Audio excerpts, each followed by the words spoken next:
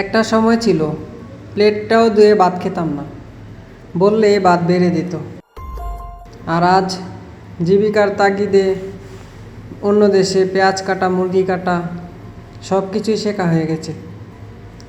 আসলে পুরুষের জীবনটা এরকম, জীবনে সবচেয়ে প্রয়োজন টাকার। কাজের তাগিদে আপনি দেশ দেশান্তর বহু দূরে যান, টাকা কামান। আজকে আপনি পঙ্গু হয়ে যান, তাইলে সমাজের চোখে, মানুষের চোখে আপনি বোঝা। আপনি টাকা কামাবেন ঠিক, কিন্তু সবার মন খুশি করতে পারবেন না।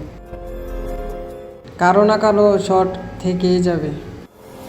এখানে শর্ট তো ওখানে মন খারাপ, এখানে খুশি তো ওখানে মন খারাপ। তাই পুরুষের জীবনটা সবসময় সিনেমার মতোই চলতে থাকে। পুরুষের টাকা থাকলে আত্মীয়র অভাব নাই, কিন্তু আপনার আজকে টাকা না থাকুক, আত্মীয় স্বজন আপনার খোঁজ নেবে না। আপনি সুস্থ না অসুস্থ সে খোঁজও কেউ নেবে না, প্রয়োজন ছাড়া। প্রয়োজন হলে সবাই খোঁজ নেবে। তারা ফ্যামিলিকে ভালো রাখার জন্য না খেয়ে থাকতে পারে, না পরে থাকতে পারে, কিন্তু ফ্যামিলির সুখটা তারা সবসময় চিন্তা করে। তবুও পুরুষের কৈফিয়তের অভাব থাকে না, সব জায়গায় জবাবদিহিতা করতে হয়। এমনি করে একদিন হয়তো হঠাৎ করে থেমে যাবে পুরুষ নামক ওই মেশিনটা, স্তব্ধ হয়ে যাবে সব। খোদা হাফেজ।